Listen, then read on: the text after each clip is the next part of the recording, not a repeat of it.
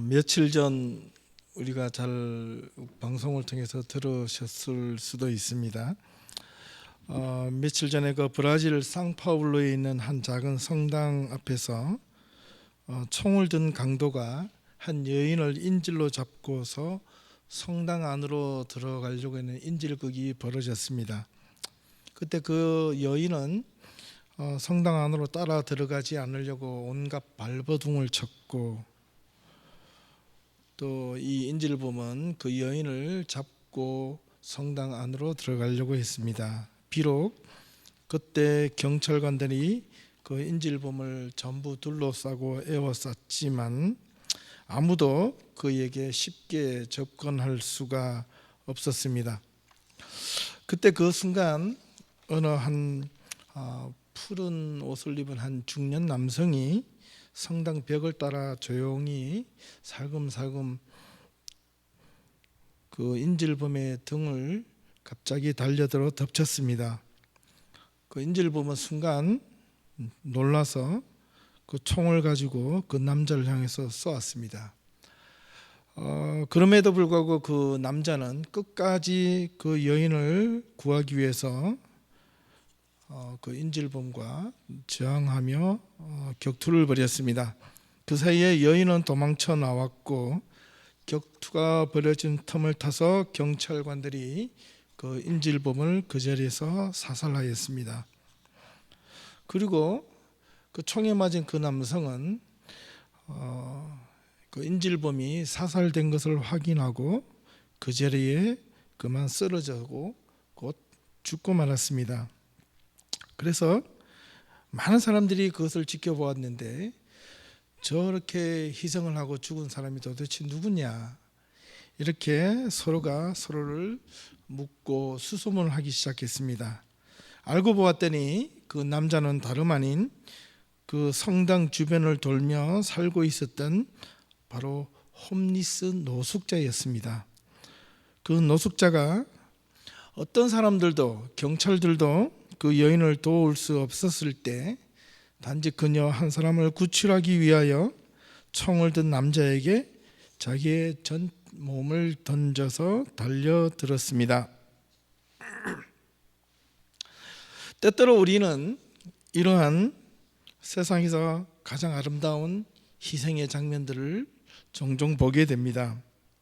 비록 그 사람이 홈리스였을지라도, 그가 아무것도 가진 것이 없었음에도 불구하고 그는 그의 모든 것을 가지고 그녀를 도울 수 있었습니다. 그게 무엇일까요? 그건 바로 그의 생명이었습니다. 그가 가지고 있는 그 생명을 가지고 그녀를 도왔습니다. 비록 그는 가지고 있는 것은 아무것도 없었을지라도, 그가 사회적으로 가장 밑바닥의 삶을 살고 있었을지라도 한 사람을 구원하기 위해서 자기가 가지고 있는 생명을 던졌다는 겁니다. 우리는 때때로 이렇게 생각을 많이 합니다. 우리가 남을 도우려면 가끔은 우리가 가지고 있는, 우리가 손에 쥐고 있는 것으로 무언가를 이웃을 향하여 도울 수 있을 것이라고 생각합니다. 그것이 돈이든지 때로는 그 부유함이든지 그 어떤 것이든지 우리가 손 안에 쥐고 있는 것을 가지고 무언가를 도우려고 한다는 겁니다. 또 우리는 또 다음과 같은 말을 할지도 모릅니다.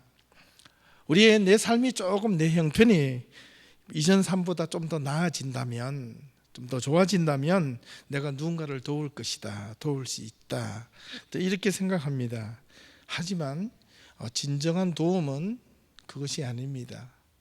참된 도움은 재물이나 힘이나 능력이 아니라는 겁니다. 진짜 도움은 무엇이겠습니까? 그것은 바로 사람의 마음입니다. 마음, 중심이라는 겁니다. 우리는 나 자신보다 더 많은 이웃을 향하여 누군가에 대한 어떤 사려 깊은 배려나 어떤 주의 깊은 어떤 관심이 바로 그 사람의 마음에서 시작된다는 겁니다. 그게 참 중요합니다. 우리가 성도로서, 그리스도인으로서 우리가 이런 같은 마음을 가지고 살아야 한다는 것은 틀림없습니다. 우리가 그리스도인으로서 우리는 분명하게 하나님의 나라를 위하여 소망을 품고 사는 사람이어야 합니다. 그렇지 않으면 그리스도인이 될 수가 없는 것이죠. 우리는 또한 이 세상에 살면서 생각보다 많이 내가 그리스도인이지만은 어떤 세상에 가지고 있는 어떤 물질이나 재물에 대해서 많이 가진 사람들 또는 또 힘 있는 사람들을 종종 부러워합니다. 그러나 우리는 우리의 삶의 목적은, 그리스도인들은 삶의 소망과 희망은 정말 하나님 나라에 있다면 이 세상에서 조금 힘 있고 돈이 많은 사람들을 부러워해서는 안 될 것입니다. 오히려 우리는 정말 하늘 소망을 두고 살아가는 신실한 삶을 가지고 우리는 그런 사람들을 따라야만 하지 않을까 생각을 해봅니다. 오늘 말씀의 제목이 Why I Believe, 내가 믿는 이유, 내가 믿는 것은, 이런 뜻입니다.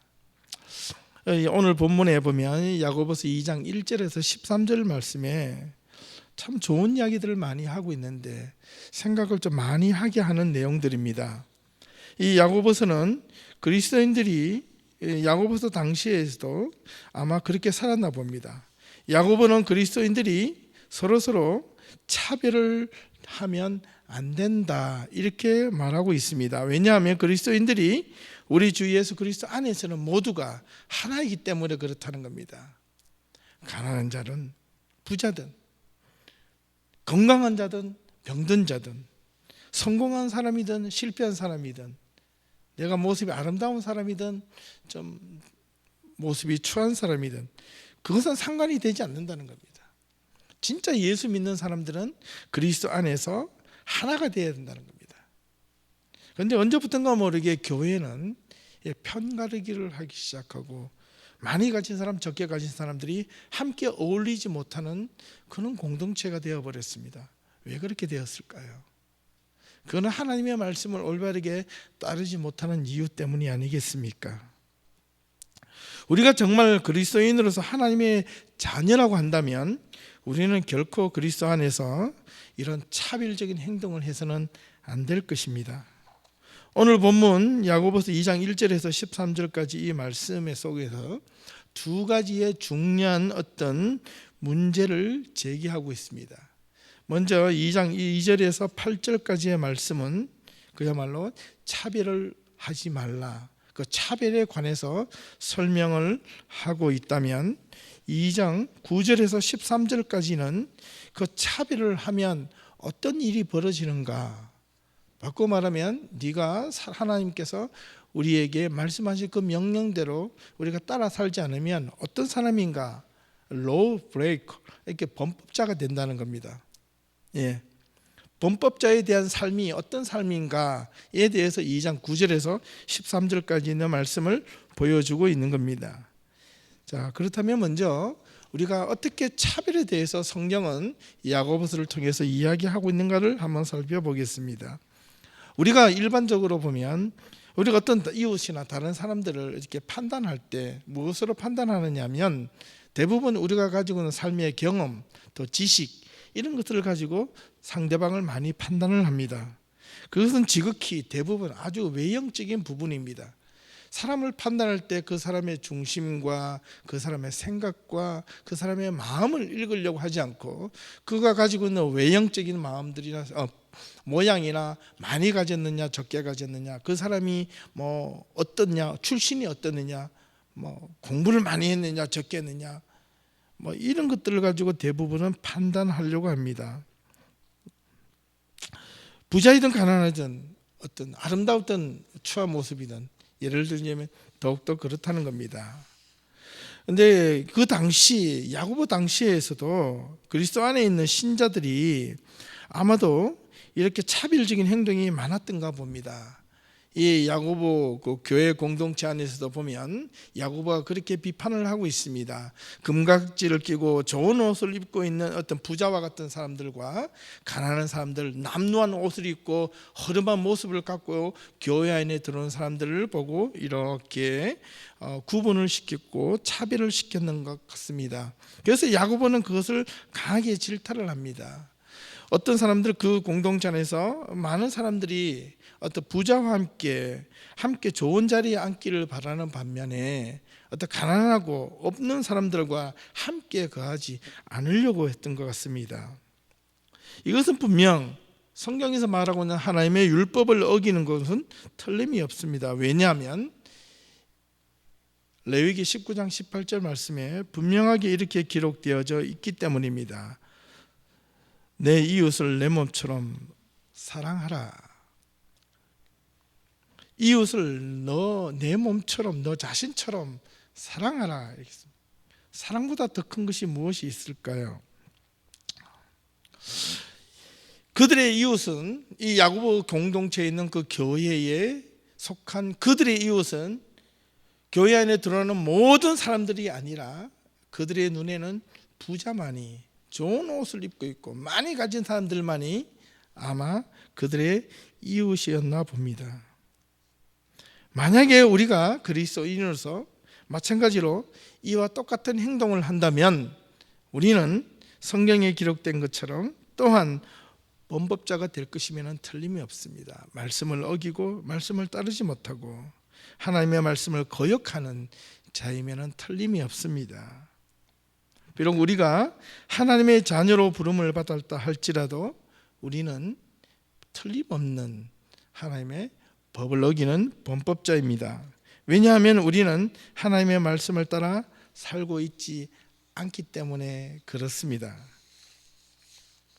여기서 우리는 두 번째 또한 그 문제를 발견할 수 있는데, 우리가 만약에 그리스도인이라면 우리는 무엇을 해야 되느냐? 하나님의 명령, 하나님의 말씀을 분명하게 지켜야 한다는 겁니다. 앞서 말씀드린 대로 내 이웃을 내 몸처럼 사랑하라. 그는 어떤 사랑해도 좋고 매일 러브가 아닙니다. 러브라고의 명령을 한 겁니다. 하나님의 명령, 지켜도 되고 안 지켜도 되는 것이 아니라 반드시 지켜야 되는 하나님의 명령이었습니다. 도대체 이웃을 향하여 사랑이란 어떻게 해야 한다는 것입니까? 우리가 비록 하나님의 말씀, 명령을 전부 지키지 못한다 할지라도,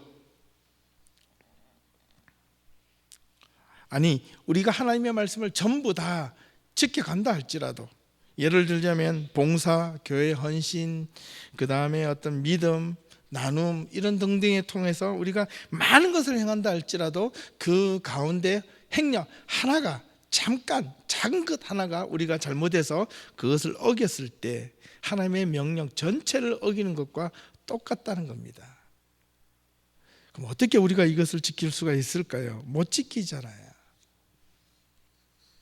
그런데 성경은 우리에게 항상 이렇게 가르쳐주고 있습니다. Keep the whole word of God. 너 하나님의 말씀을 끝까지 지켜라는 겁니다. 그런데 전체 말씀을 지키라는 겁니다. 내가 지키고 싶은 건 지키고, 지키고 싶지 않은 건 안 지키고, 지킬 수 없는 건 안 지키고, 지킬 수 있는 것만 지키고, 그게 아니라는 겁니다. 하나님의 말씀을 전체를 지키라는 겁니다. 예를 들면 10계명, 1계명부터 10계명까지 그 중에 하나만 어겨도 안 된다는 겁니다. 다 지키라는 겁니다. 근데 힘들죠. 어렵죠. 근데 어려운 이유가 있습니다. 왜 어려울까요? 이유는 단순합니다. 너무나도 이유는 단순합니다. 그 첫 번째는 그 지키지 못하는 이유의 중심에는 내가 있기 때문에 그렇습니다. 내 가치와 내 삶과 내 중심적으로 하나님의 말씀을 보니까 지킬 수가 없는 겁니다. 그러나 하나님의 중심에서 보면 그것은 하나님이 보시기에 우리에게 지킬 만한 것을 지키라고 하는 겁니다. 지킬 수 없는 것을 우리에게 지키라고 단 한 번도 우리에게 말씀하시지 않으셨다는 겁니다. 또 바꾸어 말하면 우리가 하나님의 말씀을 전적으로 믿지 못하고 전적으로 신뢰하지 못하는 이유가 거기에 있습니다. 왜냐고요? 이걸 지키면 내가 좀 손해 볼 텐데, 내가 이거 하면 좀 뭔가 좀 안 좋을 텐데, 내가 삶이 좀 부족할 텐데, 내가 지금 하고 있는 행동에 대해서 뭐 걸림돌이 될 텐데, 내가 지금 하고 있는 것에 대해서 뭔가 이걸 하면 내가 지금 하던 일들도 잘 못할 텐데, 이런 생각들이 먼저 앞서기 때문에 그런 겁니다. 하나님의 말씀을 지킨다는 것은 그걸 빼는 거예요. 먼저 그걸 빼는 겁니다. 지키라? 예스, 일단 지키는 거예요. 하지 마라? 그러면 일단 안 하는 거예요. 그게 순종이거든요. 그게 행함이거든요. 근데 내가 행하려고 하니까 먼저 내 머릿속에 계산이 들어가면, 내 머릿속에 뭔가 이해적인 생각이 들어가면 나는 그것을 지키기가 어렵다는 겁니다. 우리가 사람을 차별하는 이유의 그 중심에는 뭐가 있느냐면, 내가 저 사람에게 뭔가 덕이 있을까 없을까를 먼저 생각하면 반드시 차별을 하게 되어 있습니다. 겉으로 생각하지 않아도 반드시 차별합니다. 내가 이 교회를 다닐 때 덕이 있을까 없을까 생각하면 반드시 그 교회를 떠나게 되어 있습니다. 왜? 손해를 본다는 생각을 하는 순간, 더 이상 여기서 이 것이 없을 것이다 라고 생각하는 순간 이미 마음은 떠나버리기 때문에 그렇습니다. 그러나 그것이 아니라 하나님의 중심이고 하나님이 나와 함께 하시고 이 자리에 하나님께서 말씀을 통하여 역사하실 것이다 라고 믿고 나오면 그 중심과 행동과 삶이 달라질 수 있기 때문에 그렇습니다. 우리의 마음과 우리의 생각은 바로 그것이 필요합니다. 우리가 하나님을 믿는 이유도 바로 거기에 있습니다. 여기 있으면 하나님이 안 계시고, 큰 교회 가면 하나님이 있고, 내가 소망하는 곳에 가면 하나님이 계시고, 내가 소망하지 않는 곳에는 하나님이 없다, 그렇지는 않죠. 우리가 찬송가를 늘 부르지 않습니까? 아골골짝 빈들에도, 그죠? 내가 사망의 엄침한 골짜기를 다닐지라도 주께서 나와 함께 하시면, 그죠? 하나님이 나와 함께 하시는 그 모든 곳에는 그것이 반드시 평안하고 안전하고 행복한 길만이 하나님이 나와 함께 하시는 길이 아니라는 겁니다. 예. 어떤 사람들이 저에게 아마 이렇게, 네가 도대체 하나님을 믿는다는 것이 뭐냐, 이렇게 질문을 할지도 모릅니다. 어떤 사람들이 만약 저에게 그 같은 질문을 만약에 던지다면 저는 주저없이 정말 그렇게 말씀드리고 싶어요. 내가 예수 그리스도를 믿는 이유는 아직 하나님을 포기할 이유를 찾지 못해서이다. 내가 지금 아직도 하나님을 신뢰하는 이유는 내가 하나님을 포기하고 돌아설 만한 그런 이유를 아직 찾지 못했다.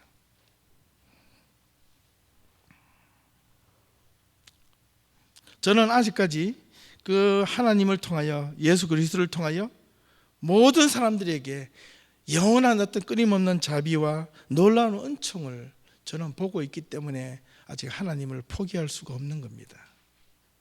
제가 목사이기 때문에 하나님을 매달리고 있는 것이 아닙니다. 저 똑같은 한 성도로서, 신앙인으로서 내가 하나님을 끝까지 지금 따르고 있는 이유는 아직 하나님을 포기하고 싶은 마음이 아직 안 생기기 때문에, 내 삶이 좀 힘들고 무너져도 아직 하나님을 포기하고 싶을 만한 그런 결단이 안 서 있다는 거예요.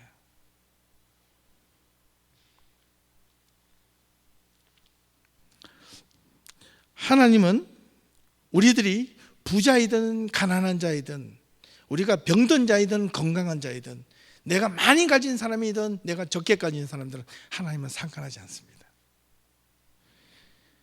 하나님이 정말로 상관하고 싶은 분들은 뭐냐면 마음이라, 중심. 인질범을 잡고 그 여인이 두려워서 떨고 있는 사이에 그 주변에 많은 사람들이 총과 많은 사람들을 가지고 경찰관들이 있었지만은 정작 그에게 달려들어서 그를 밀쳐버리고 그 여인을 구했던 사람은 부자가 아니었습니다. 총을 가진 경찰관이 아니었습니다. 누구였습니까? 예, 노숙자였어요. 우리가 바라보는 아주 천시받고 저 사람은 세상의 실패자야, 왜 저렇게 알코올릭이 되어서 성당 주변을 뱅뱅 돌면서 할 일 없이, 때로는 인간 쓰레기, 쓸모없는 사람, 인생의 실패자, 그 사람이 한 여인을 살린 겁니다. 자기의 전부를 바쳐서. 하나님은 마치 그런 사람들을 원하신다는 겁니다.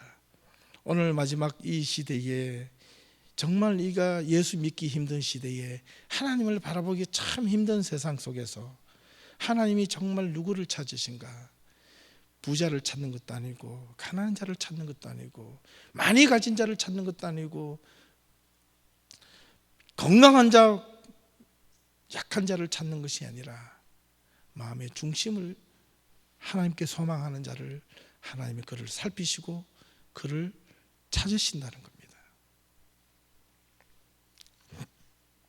확실하게 저는 변함없이 예수 그리스도를 따를 것이라고 말할 수 있는 것은 방금 말씀드린 대로 아직 하나님을 포기할 만한 이유를 찾지 못했기 때문이라고 했습니다. 내가 비록 내 삶이 다운이 되고 연약해질지라도, 내가 정말 어떤 힘든 문제 앞에 내가 서게 될지라도, 또 내가 아직도 여전히 내가 감당할 수 없는 고통과 내가 견딜 수 없는 그런 마음의 상처를 받는다 할지라도, 나는 그 상처 때문에 예수 그리스도를, 하나님을 포기할 수 없는 이유는 바로 거기에 있는 겁니다. 여러분들은 이 자리에 앉아서 하나님의 말씀을 들으면서 하나님을 포기할 수 없는 이유가 무엇이 있습니까? 그걸 찾으셔야 됩니다. 여러분들이 예수를 믿는 이유를 찾으셔야 됩니다. 내가 예수를 믿고 따라가는 이유를 찾으셔야 된다는 거예요. 내가 예수를 붙잡는 이유를 찾으셔야 되고, 내가 매일매일 하나님의 말씀을 따라 살아가려고 하는 그 이유를 찾지 못하면 예수 믿는 것이 얼마나 힘들고 어려운지 몰라요. 그러나 내 삶이 무너지고 내 삶이 다른 사람들과 이해할 수 없을 정도로 심각한 절망에 빠져 있다 할지라도, 내가 하나님을 포기할 수 없는 이유를 발견하면 내가 그분을 끝까지 따라가죠. 그런데 어찌돼요? 오늘날, 아니 이 야고보 시대에서도 벌써, 야고보가 누군지 아십니까? 예수님의 동생이에요. 야고보가 개척해 놓은 그 믿음의 공동체의 성도들이 정말 예수 그리스도께서 말씀해 주신 그 말씀을 따라 살려고 몸부림치며 노력했던 성도들이 모여서 한 해, 두 해가 지나가면 그들의 마음속에서 일어났던 그런 하나님의 신실한 믿음과 열정은 사라지고 세상의 가치와 판단이 교회 안에 들어와서 자리 잡기 시작했다는 겁니다. 그렇게 되는 순간 교회는 뿌리부터 흔들리기 시작하는 거예요.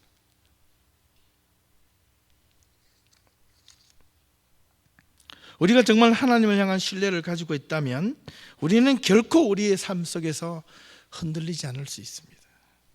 잠시 흔들리는 것처럼 보여지지만은 내가 하나님이 나를 향한 어떤 영원한 사랑, 하나님이 나를 붙잡고 계신다는 그 믿음, 내가 하나님을 포기할 수 없는 이유가 분명해진 사람에게는, 분명한 사람에게는 내가 하나님을 결코 놓지도 않는다는 겁니다.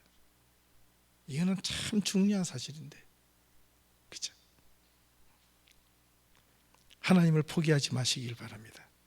여러분 삶 속에 하나님을 손을 놓지 마시길 바랍니다. 여러분이 손을 놓을 것 같으면 하나님께 매달리십시오. 손을 잡아달라고, 나를 포기하지 말아달라고. 하나님, 내가 힘들고 넘어지고 좌절할 때 세상 사람들은 나를 차별하여 내가 업신여기고 내가 부족하다 할지라도 하나님은 나를 향하여 차별하지 않으실 줄 믿고 나를 붙잡아 달라고 기도하십시오. 우리 예담교회가 점점 연약해지고 힘들어도 하나님이 우리 교회를 포기하지 말아달라고 기도하시기 바랍니다. 하나님이 저와 여러분들과 함께 해달라고 기도하시기를 바랍니다. 저는 지난주 이후로부터 매일같이 여러분들을 위해서 기도하고 있습니다. 어떻게?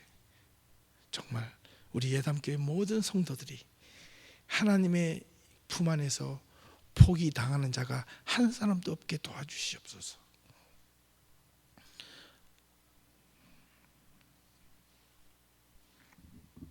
그렇게 되면 우리는 정말 놀라운 하나님의 은혜를 발견하게 될 겁니다. 우리의 삶이 행복해져 있는 삶이든지 현재 삶이 우리가 느끼기에 현실적으로 불행하게 느껴지든지 상관없습니다. 그때 하나님이 나와 함께하는 하나님의 은혜를 그때 발견하게 될 것이라는 겁니다. 우리는 또 하나님의 동일한 사랑을 느끼게 될 겁니다. 언제? 우리의 모습이 아름답든 추하든. 양복을 입는다고 하나님이 더 예쁘게 봐주시겠어요? 예? 내가 좀 허름한 옷을 입고 하나님 전에 나왔다 해서 야야 너 오늘 좀 옷을 그렇게 입었네, 좀 나가거라, 이렇게 하시지 않는다는 겁니다. 하나님은 이 자리에 한 명이 앉아있든 10명이 앉아있든 1000명이 앉아있든 하나님은 중심을 보시는 하나님, 마음을 찾으시는 하나님.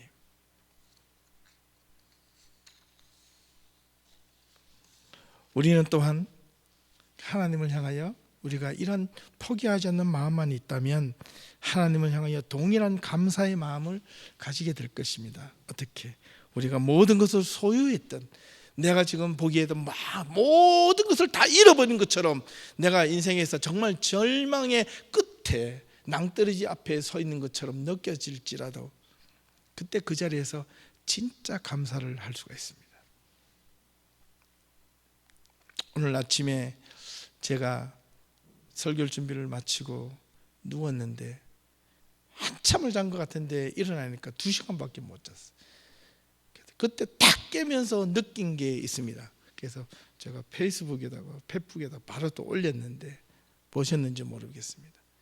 내가 깨어있다는 것은 살아있다는 것이다. 예. 내가 깨어있다는 것, 살아있다는 것 자체는 내가 지금 아직도 할 일이 남아있다는 것이다. 내 마음대로 깨고 내 마음대로 자는 것 같지만은 내가 아침에 눈을 뜨는 것은 결코 내 마음대로 되지 않음을 나는 느낀다. 하나님이 나를 아침에 깨워주신 것은 오늘 하루 나에게 이 세상에서 의미 있게 살아갈 수 있는 힘을 주신 것이다. 아니, 하나님의 이름으로 내가 열심히 이 세상을 살아가도록 나에게 요구하시는 것이다. 그래서 오늘 하루도 내 삶을 함부로 살아서는 안 되겠다. 쓸모없이 살아서는 안 되겠다. 웨이스트 타임으로 내가 버려서는 안 되겠다. 오늘 하루도 나에게 생명을 주신 하나님, 그분의 뜻을 찾아서 오늘 하루도 열심히 살아야지. 그러니까 정신이 바짝 들어요. 여러분 아침에 일어나셨을 때 뭐라고 기도하셨습니까? 하나님 오늘도 많은 것을 주시옵소서. 그것보다는 하나님 오늘도 내 하루가 아침에 눈을 뜨고 깨어남에 감사합니다. 지금 보기에 산적해 있는 내 삶의 문제들이 내가 해결할 수 없는 그런 어마어마한 것들이 많이 있을지라도 내가 깨어나는 것은 아직도 그 문제를 해결할 수 있는 힘을 주신 것이고 그 앞에서 내가 당당하게 그 문제를 헤쳐나가기 위해서 있는 것이고 오늘도 하나님이 나를 필요로 하셨기 때문에 내가 나를 아침에 깨워주신 것입니다. 이 문제 앞에서 내가 당황하지 않고 두려워하지 않고 내가 담대하게 헤쳐나가고 이기며 승리하게 하옵소서.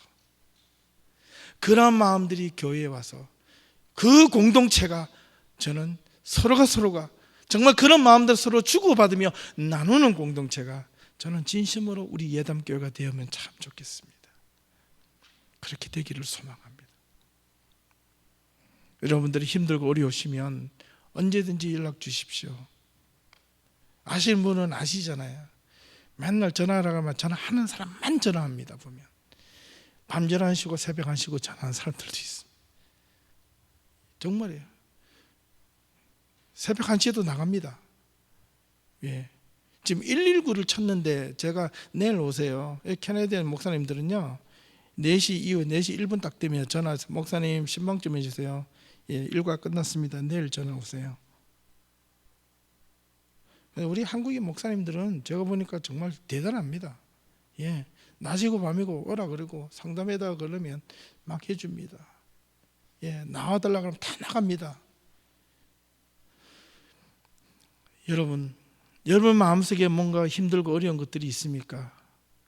함께 나누었으면 좋겠습니다. 진심으로 나누었으면 좋겠습니다. 마음과 마음을 열고 가슴과 가슴을 열고 내가 못다한 이야기들, 상대방을 향한 비방이나 비난이 아니라 내가 가지고 있는 힘든 것들 서로가 함께 진실로 나누어서 함께 기도하는 공동체가 되기를 바랍니다. 제가 그저께도 어떤 분한테 전화를 받았는데 막 울면서 남편에 대한 고민을 막 울면서 전화를 해요. 그래서 제가 그랬습니다. 저한테 전화하지 마시고 이 전화를 받아야 될 분은 당신이 담임 목사인데요. 내가 이러니까 우리 목사님한테는 전화가 할 수 없어요. 안 받아줘요. 정말 그래요. 그래서 제가 말씀하십시오. 1시간 내내 울면서 전화를 끊었습니다. 예. 다른 사람들은 전화 오는데 왜 우리 교인들은 전화를 안 하십니까? 여러분들 마음이 조금이라도 힘들고 어려웠을 때 여러분 마음의 문을 활짝 열고 저에게 전화를 하십시오. 제가 여러분들 위해서 기도도 해드리고 여러분들 위해서 함께 울고 함께 웃겠습니다. 왜 여러분들이 개인의 가슴 아파 있는 것, 마음에 상처 있는 것들, 힘든 것들을 왜 가슴으로만 콕콕 담아두고 계십니까? 하나님은 우리 예담교회에 부족하지만 저를 세워놓은 것은 저와 여러분들이 함께 울고 웃으라고 세우는 겁니다. 하나님의 말씀만 선포하라고 하는 것이 아닙니다. 제가 말씀만 전했다면 아마 이 자리에 있지는 않았을 겁니다. 아마도 다른 곳에 있었겠죠. 저는 여러분들 정말 저는 좀 못됐죠. 좀 좋은 설교를 하지 못하고 맨날 똑바로 살아라, 열심히 살아라, 그렇게 살면 안 된다. 제가 지난 5년 동안 그런 설교밖에 안 했지 않습니까? 그렇게 했던 이유가 정말 무엇이겠습니까? 진짜 여러분과 제가 한 마음이 돼서 하나님의 말씀대로 함께 살아보자는 그거 하나 아니겠습니까? 세상은 다 옆길로 가도 우리 교회만큼은 하나님의 말씀대로 차별이 없는 교회, 어떤 사람이 오더라도 가난한 사람이 오든 부자가 오든 병든 자가 오든 세상에서 소외받는 자가 오든 노숙자가 들어오든 거르지가 들어오든 어떤 사람이 들어오더라도 서로 안아주고 서로 이뻐해주고 서로 품을 수 있는 교회가 되기를 바라는 게 저의 진실된 소망입니다. 그걸 좀 나누면 어떻겠습니까? 지금부터 다시 한번 시작해 보면 어떻겠습니까? 다시 한번 더 그 마음을 활짝 열고 우리가 가지고 있는 마음들을 다 내려놓고 하나님의 이름으로 다시 한번 더 정말로 예수님을 닮아가는 교회, 예담교회가 되면 어떻겠습니까? 여러분들의 마음을 안 된다, 힘들다, 고통스럽다 생각하지 마시고 고통 가운데 내가 하나님을 포기할 수 있는 이유가 있기 때문에 고통스럽고 힘들고 상처받고 괴롭지만 그 안에서 내가 다시 살아나는 힘을 저와 여러분들이 함께 경험하기를 주님의 이름으로 부탁을 드립니다. 여러분 정말 여기에 계신 남아있는 여러분들 정말로 사랑합니다. 고맙습니다. 왜냐고요? 제가 맨날 욕해도 끝까지 앉아 있잖아요.